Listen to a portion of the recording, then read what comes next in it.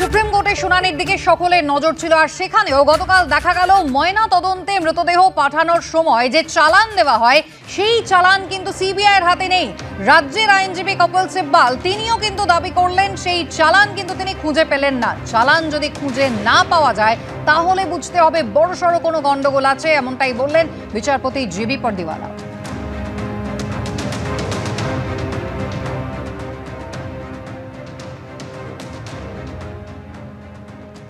You need to explain. Yes, certainly, Madam. So tomorrow, if this document is missing, Yeah. then something is happening. Yeah, sure, Madam. When the body is dispatched from the post-mortem after the inquest, really the doctors who act on that and do the post-mortem would first look at what is given to them. This is a challan for use when a dead body is sent for examination. Yes. Where is that filled out challan? We asked the state of West Bengal whether they have it here in the court. Let them give it to us. It should be part of the case diary. That's all we can say. That is not given to us. Form by which you handed That is not given to us. Not be given to you. It's not in the file which is given to us. Ms. Sharma, where is a challan when the dead body was sent for? figure out. It's a very crucial importance because this form also has a column which says remarks, noting what clothes and articles were sent in with the body, which means that together with the body, other things which have by then seized, which have been then seized, and other material is also sent to the doctors who conduct the post-mortem. We want to see that. Without this, my lord, the postmortem doctor cannot accept the body. Post-mortem doctor will not carry out the PMR, the post-mortem, and he will not accept the body because first and foremost, he has to have a request in the challan. It's not, Madam. We checked it up. It's not there. And CBI says that they also don't have the document under which the body was sent. To us, that file does not contain. Constable by whom brought. This constable is supposed to carry this. This challan. আমি শীর্ষেন্দুদার কাছে এই জায়গায় আসবো। শীর্ষেন্দুদা, একাধিক বিভ্রান্তি কিন্তু নতুন করে গতকাল তৈরি হলো। একটা তো টাইম লাইন নিয়ে একটা সমস্যাটা বিভ্রান্তি আগের দিনও ছিল, এবং গতকালও কিন্তু একটা জিনিস দেখা গেল, সেই 14 ঘন্টা পরে কেন এফআইআর, এই প্রশ্ন উঠলো সর্বোচ্চ আদালতে। কিন্তু এখানে প্রশ্ন হচ্ছে চালান ছাড়া মৃতদেহ ময়না তদন্ত হয় কি করে? যে এফএসএল রিপোর্ট তারা পেয়েছেন তাতে সিবিআই সন্তুষ্ট নয়, তারা আবারও এমসে করাবেন। নমুনা কারা সংরক্ষণ করলো তাই নিয়ে সিবিআই নতুন করে তদন্ত শুরু করছে এমনটা বলা হচ্ছে। তাহলে যে বিচারের কথা বলছে রাজ্য সরকার, সেই বিচারের ভিত্তিটা কি যথেষ্ট শক্তপোক্ত? কোনোই শক্তপোক্ত নয়। ওনারা চেষ্টা করছেন তথ্য প্রমাণ লোপাটের। আজকে শুধু ময়না তদন্তরে এটা বলছেন, ময়না তদন্ত কখন হয়? সূর্যাস্তের পরে ময়না তদন্ত জীবনে কোনোদিন কেউ কোথাও দেখেছে? কেউ কোথাও দেখেনি। কিন্তু এখানে সন্ধ্যে 6:30 থেকে 7:30 ময়না তদন্ত হলো। তার জন্য চালান লাগে। একটু আগেই বলছিলাম, সেই চালানে কনস্টেবলের নাম, সেই নথি পুলিশ লেখে, সেই কোনো আত্মীয় যিনি থাকেন পরিবারের তার নাম পর্যন্ত থাকে, কখন করা হয়েছে সেই টাইম পর্যন্ত থাকে। একটা চালান নেই। শুধু এই চালান বলছেন, পরের দিন দেখবেন আর একটা চালান ক্রিমেশন, যেখানে শ্মশানে, সেই চালানে পর্যন্ত কোনো কারোর সই নেই। অন্যের সই আছে, কাউন্সিলরের সই, যিনি ফ্যামিলির কেউ নয়, সেই চালান দেখুন। চালানে আপনারা রাজ্য সরকার প্রত্যেকটা জায়গায় তথ্য প্রমাণ লোপাট করছেন। আজকে সিসিটিভির কথা বলেছেন সুপ্রিম কোর্ট। সিসিটিভি মাত্র 27 মিনিট, তাতেও বলছেন টেকনিক্যাল স্লিপ, ঝিরঝির করছে। আপনারা কোথায়? পুরোটা দেননি। আজকে সিবিআই প্রত্যেকটা জায়গায় আপনাদের কাছ থেকে কিছু পাচ্ছেন না। তথ্য প্রমাণ লোপাট না করে সঠিক নিরপেক্ষ বিচারের জন্য আপনারা পাশে থাকুন, সেটা সরকার দেখছেন। সরকার কিন্তু করছেন না, সেইটাই মানুষ ধরেছেন একেবারে। এবং এই জায়গায় সৈকত, রাজ্যের পক্ষ থেকে বারবার বলা হচ্ছে যে প্রমাণ লোপাটের কিছু নেই, রাজ্যের লুকোনোর কিছু নেই, অথচ তড়িঘড়ি কেন দেহ একেবারে সৎকার করে দেওয়া হলো? দ্বিতীয়বার ময়না তদন্তের সুযোগ কেন রইল না? এই প্রশ্নগুলো তো বারবার আদালতে উঠেছে। আর এবার একেবারে ময়না তদন্ত করতে চিকিৎসকের হাতে কনস্টেবল দেহ দিয়ে দিলেন কোনো চালান ছাড়া, মানে এরমও হয়? একদমই, আমি বলছি পুরো ঘটনাটা যদি আপনি দেখেন, রাজ্যের মাননীয় মুখ্যমন্ত্রী প্রথম থেকে যে দিশা নির্দেশ করছিলেন পুরোটা সেই রকম একদম ব্লুপ্রিন্ট অনুযায়ী এগোচ্ছে। পুলিশ আগে থেকে ভিডিও রেকর্ড করে রাখছে বাবা মায়ের, যাতে তার পরিবার যদি কোনো বক্তব্য রাখে তার কাউন্টার ন্যারেটিভ পুলিশ কি দেবে। এক, চালান মিসিং, চালান পাওয়া যাচ্ছে না।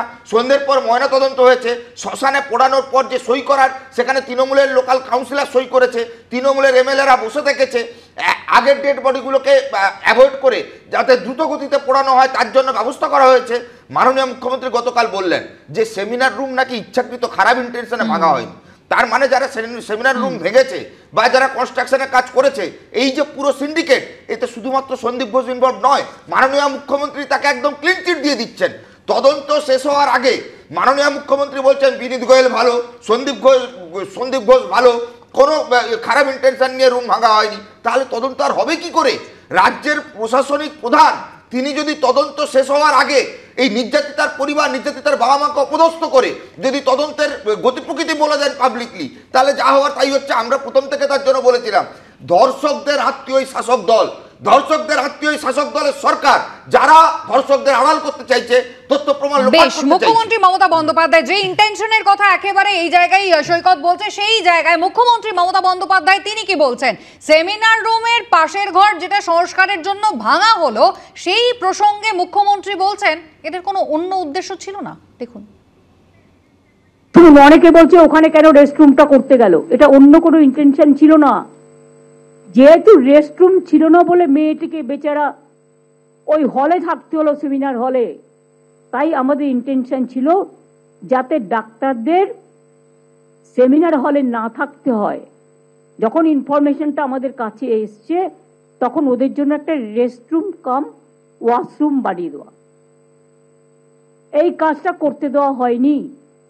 এবং এটা নিয়ে নানা রকম এভিডেন্স লোপাটের কথা বলা হয়েছে। আর আমাদের এভিডেন্স লোপাট আমি করতে যাবো কেন? কাকে বাঁচানোর জন্য? কেউ আমাদের বন্ধু নয়, কেউ আমাদের শত্রু নয়। আমি এই জায়গায় একবার ডক্টর মুখোপাধ্যায়ের কাছে আসি। প্রমাণ লোপাট কেন করা হবে? মমতা বন্দ্যোপাধ্যায় একেবারে ডে ওয়ান থেকে এই কথা বলছেন, কিন্তু সৈকত যে কথাটা বলছে এবং মুখ্যমন্ত্রী, আপনার নিশ্চয়ই মনে থাকবে যে সন্দীপ ঘোষের একটা চিঠি ভাইরাল হয়েছিল, যে চিঠিটা 9 তারিখের ঘটনার পর তিনি 10 তারিখে লিখেছিলেন পিডব্লিউডিকে। স্বাস্থ্য সচিব এবং স্বাস্থ্য দপ্তরের আরো এক অধিকর্তা, তাদের সঙ্গে তারা বৈঠক করেন। বৈঠকে সিদ্ধান্ত হয় দ্রুত সংস্কার করা হবে। স্বাস্থ্য ভবন কিন্তু পরিষ্কার বলেছে কোনটা সংস্কার করা হবে সেটা হাসপাতালের সিদ্ধান্ত। অর্থাৎ সন্দীপ ঘোষ একেবারে পরের দিনই রেস্টরুম তৈরি করার প্রয়োজনীয়তা কেন অনুভব করলেন? কাকলি ঘোষ দস্তিদার, যিনি আমাদের অনুষ্ঠানে এসেছিলেন, তিনি বলেছেন 50 বছর আগে যখন তিনি পড়তেন এই একই সমস্যা ছিল, রেস্টরুম তখনও ছিল না, তারা মাটিতেই শুতেন। হঠাৎ 9 তারিখের পরে 10 তারিখে এই তৎপরতা কেন? প্রশ্ন উঠবে না? মমতা বন্দ্যোপাধ্যায় বলছেন কোনো খারাপ ইন্টেনশন নেই। না, দেখুন, এটা হচ্ছে স্বাস্থ্যমন্ত্রী, মুখ্যমন্ত্রী, তিনি সবকিছুই জানতেন এবং হচ্ছে জেনে বুঝে এগুলো হয়েছে তথ্য প্রমাণ লোপাটের জন্যে। আজকে দেখুন এই পোস্টমর্টম নিয়ে কথা হচ্ছে। এই পোস্টমর্টম করেছে 3 জন ডাক্তার যারা সন্দীপ ঘোষ ঘনিষ্ঠ, নর্থ বেঙ্গল লবি। তো সেখান থেকে আপনি কি আশা করবেন? প্রথম থেকে এই সরকার দেখিয়েছে, প্রথম দিন থেকে, যে এই সরকার ধর্ষকদের পক্ষে। এই সরকার চায় না ধর্ষকদের শাস্তি হোক। আমরা জানি না এই ধর্ষকরা যারা করেছেন তাদের ফাঁসি হবে কিনা, তবে আপনাকে এটা আজকে বলে দিয়ে যেতে পারি, জনতার আদালতে বাংলার মানুষ এই সরকারকে ফাঁসি দেবে। সেইটা কিন্তু আমাদের পশ্চিমবঙ্গের মানুষ এখন ঠিক করে ফেলেছে। সুতরাং দোষীরা ফাঁসি না হলেও সরকারের ফাঁসি হবে। রাজ্য সরকারের পক্ষ থেকে যিনি প্রশাসনিক প্রধান সমীর দা, তিনি এই ইন্টেনশন নিয়ে একেবারে সাংবাদিকদের মুখোমুখি হয়ে বক্তব্য কেন রাখছেন? কি ইন্টেনশন ছিল? সন্দীপ ঘোষের বিরুদ্ধে এতগুলো অভিযোগ রয়েছে, সন্দীপ ঘোষ পরের দিনই পিডব্লিউডিকে সংস্কারের জন্য চিঠি পাঠাচ্ছেন, মুখ্যমন্ত্রী কেন তার সাফাই দেবেন? না, সাফাই দিচ্ছে না। একটা সমস্যা রেস্টরুমে নেই। স্বাভাবিকভাবে যে জায়গায় ঘটনাটা ঘটেছে চাপ ছিল, প্রিন্সিপাল সঙ্গে সঙ্গে সেটা তার প্রশাসনিক ব্যবস্থা নিয়েছে। এটাতে কোনো রকমভাবে এটা থেকে কোনো রকমভাবে না না না না আমি দেখুন, আমি আবারও বলছি, আপনাদের যা যা প্রশ্ন আগামী মঙ্গলবার আবার তো শুনানি আছে সুপ্রিম কোর্টে। যে চালানের কথা বলছেন, যা করছেন, না না আপনি এতগুলো তন্ময়তার কথা বলছেন, আপনি এতগুলো কথা বলছেন, কোন কলেজে রেস্টরুম বানানোর কাজ চলছে? আমি আবারও বলছি, আমাদের হাতুড়ির মতন ঘটনা নয়, এটা অভিযুক্তরা এখনো ঘুরে বেড়াচ্ছে, সিবিআই খুঁজে পাচ্ছে না। আমরা এখনো বলছি যে এই ঘটনায় সিবিআই যথেষ্ট যা কিন্তু সমিতা এবং কালকে তিনজনের কমিটিতে গতকাল সময় পেলে আমি আপনাকে একবার দেখিয়ে দেবো, জুনিয়র ডাক্তার মহিলা চিকিৎসক তিনি বলছেন এখনো পর্যন্ত আমার ডিপার্টমেন্টে কোনো সিসিটিভি বসিয়েছে এমনটা কিন্তু আমি দেখতে পাইনি। একটা সিসিটিভি বসাতে 31 দিন পেরিয়ে গেল, সেটা বসানো সম্ভব হলো না। 9 তারিখে একটা অস্বাভাবিক মৃত্যু, একটা খুনের ঘটনা ঘটলো, ধর্ষণের মতো ঘটনা ঘটলো অন ডিউটি চিকিৎসকের সঙ্গে। পরের দিন রাতারাতি রেস্টরুম ভাঙচুর হয়ে গেল, বেসিন বদলে গেল, টাইলস পাল্টে গেল। এটা আপনার স্বাভাবিক বলে মনে হয়? এরপরও ইন্টেনশন নিয়ে জবাব দিচ্ছেন মুখ্যমন্ত্রী। বেশ, এই 14 ঘন্টা পরে এফআইআর, একেবারে 22 তারিখে সুপ্রিম কোর্টে শুনানির পর গতকালও কিন্তু সেই 14 ঘন্টা পর এফআইআর নিয়ে আবারও প্রশ্ন উঠলো, জিডি নিয়ে কিন্তু আবারও প্রশ্ন তুললেন আইনজীবী ফিরোজ এডুলজি। দেখুন।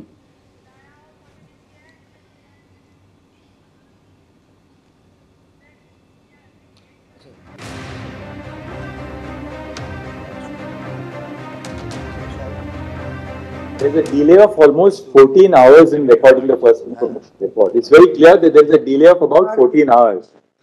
At least 14 hours. Between 2:30 in the afternoon, when they say the GD entry was lodged, that is 5:65, and 11:30 in the night, there are only 10 GD entries in Tala police station. One should kindly appreciate that. Between 2:30 and in the afternoon and 11:30 in the night, there are only 10 GD entries. Or was this entire thing manufactured? And Maharaj, this started way back in 1953. It was the first case in Bengal where GD entries are manufactured. In case of a rape and murder, the first 5 hours are crucial. Well, the first 5 hours is the period where you have to cordon off the area. You cannot have an ingress and outgress. Whoever wants to come and go, they take pictures, photographs, evidence is destroyed. And thereafter, after 5 days, if we enter the scene, we have our own challenges. শীর্ষেন্দুদা, খুব নির্দিষ্ট করে এখানে কতগুলো শব্দের ব্যবহার হলো। এই কমিউনিকেশনটার মধ্যে ম্যানুফ্যাকচারের কথা কিন্তু আইনজীবী পরিষ্কার বললেন, এবং সেখানে এই যে এলাকা কর্ডন অফ করে ফেলতে হবে প্রথম 5 ঘন্টা, সেটা চিকিৎসার ক্ষেত্রে হোক, সেটা নিরাপত্তার ক্ষেত্রে হোক, গোল্ডেন আওয়ার বলে ধরা হয়। সেই প্রথম 5 ঘন্টাতেই তো আমরা সেই সেমিনার রুমটাকে একেবারে বাজার করে ফেলতে দেখেছিলাম, যার পরে ইন্দিরা মুখোপাধ্যায় 40 ফিট 11 ফিটের ব্যাখ্যা দিয়েছিলেন। তাহলে এরপরে রাজ্য সরকার ইন্টেনশন নিয়ে এখন আর কোনো জবাব দেওয়ার জায়গায় কি আছে? সরকারের প্রতি এত অভিযোগ উঠছে যে সেই জায়গায় মানুষ বুঝতে পাচ্ছেন যে তথ্য প্রমাণ লোপাট হচ্ছে।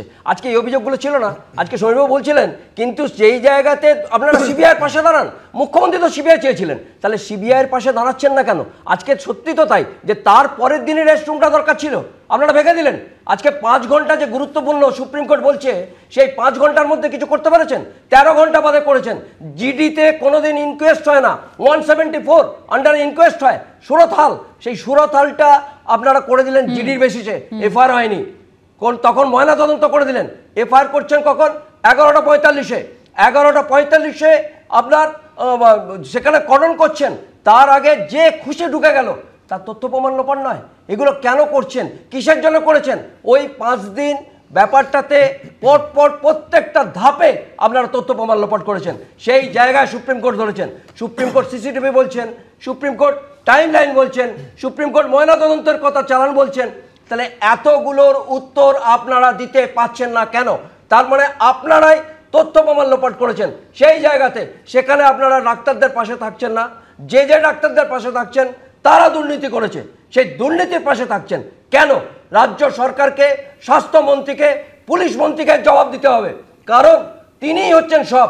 সরকার কেন এরকম করছেন? সাধারণ মানুষ কিন্তু, বাংলা কিন্তু ভারতবর্ষে অনেক এগিয়ে যাওয়ার কথা, সেই জায়গাতে বাংলা সেই মুখ কোথায় লুকোবে? আপনারা বাইরে যান, এই মুহূর্তে যান, আরজি কর নিয়ে প্রত্যেকটা মানুষকে শুনতে হচ্ছে। কেন শুনতে হবে? কেন বাঙালি সমাজ আবার জেগে উঠবে না?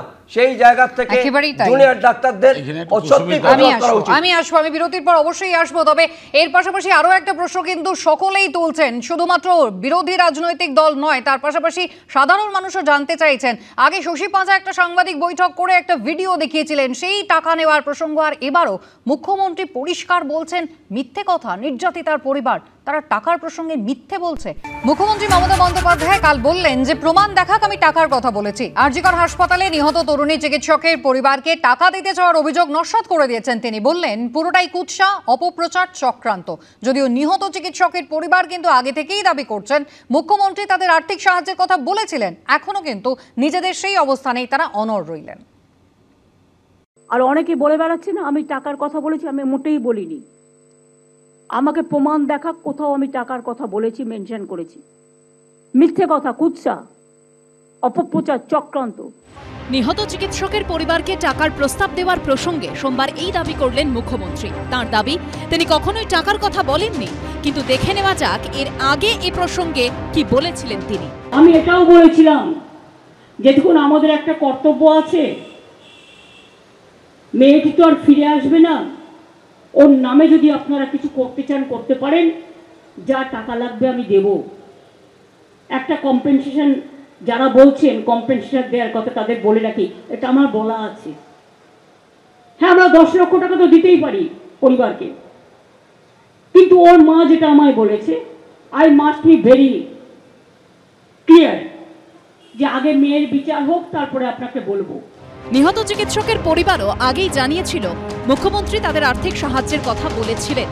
তারপর একটা ওই ইন্টেনশন পাওয়ার কথা বললেন, আমি বললাম যে আপনি ওটা মেয়ের নামে কিছু করে রাখবেন, এটা বলেছেন। আমি বলেছি দিদি আমি ওটা নিতে পারবো না, ওটা আমার মেয়েই আমাকে সি বলবে। আমি আগে দোষীদের সাজা হোক, দোষীরা ধরা পড়ুক, তদন্ত নিরপেক্ষ হোক, আমি অবশ্যই নেব, তার পাওনা আমি কেন নেব না। সোমবার মুখ্যমন্ত্রী টাকার প্রসঙ্গে সম্পূর্ণ অন্য দাবি করলেও নিহত চিকিৎসকের পরিবার পুরনো অবস্থানেই অনড়। আমাকে প্রমাণ দেখা কোথাও আমি টাকার কথা বলেছি, মেনশন করেছি। মিথ্যে কথা, কুৎসা, অপপ্রচার, চক্রান্ত।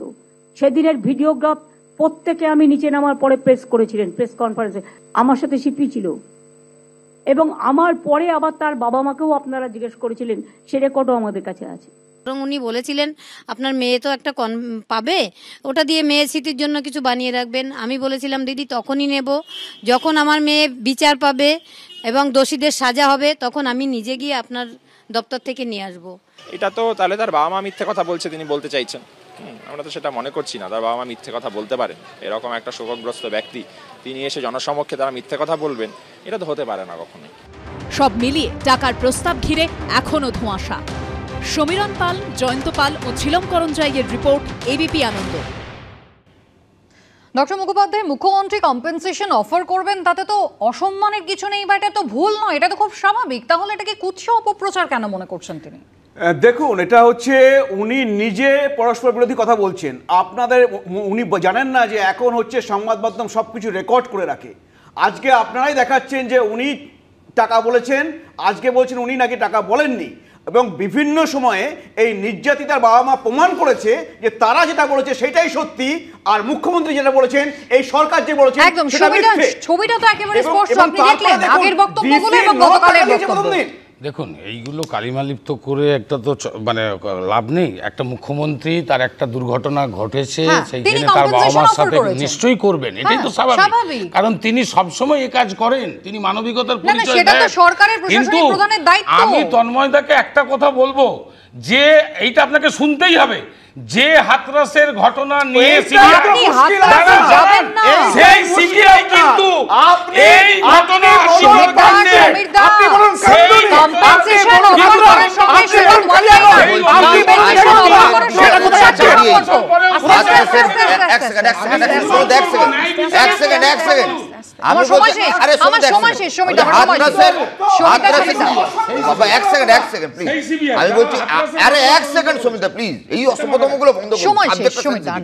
আরজিকরের বিচারের মধ্য দিয়ে, আরজিকরের প্রতিবাদের মধ্য দিয়ে হাতরাস, উন্নাও সমস্ত নারী নির্যাতনের প্রতিবাদ হবে।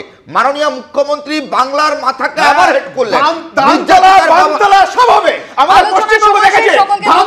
অবশ্যই আমাদের নজর থাকবে বিকেল 5টার মধ্যে কর্মবিরতি প্রত্যাহার হয় কিনা, জুনিয়র ডাক্তারদের দাবি মেটে কিনা, এবং তাদের যে কর্মসূচি রয়েছে সেদিকে। সকলকে ধন্যবাদ।